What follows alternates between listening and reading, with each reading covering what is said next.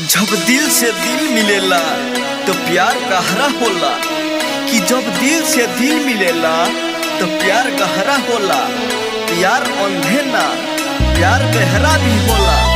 तू मानो चाहे मत मानो, जब प्यार हो जाला नी तो एगो तिनका भी सहारा होला, एगो तिनका भी सहारा होला।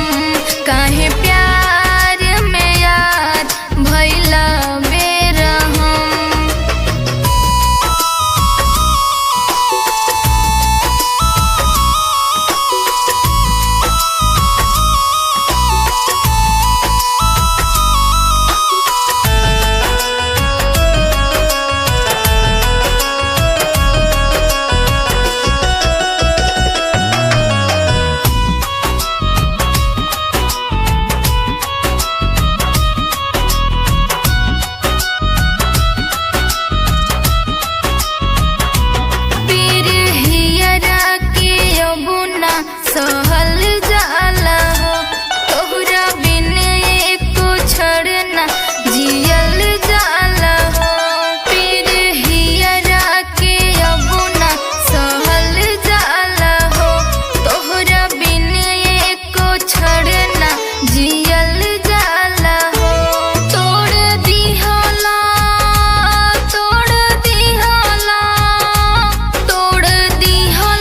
तू मन के सगरो भरम, काहे प्यार में यार भइला बेरा हम, काहे प्यार में यार भइला बेरा हम।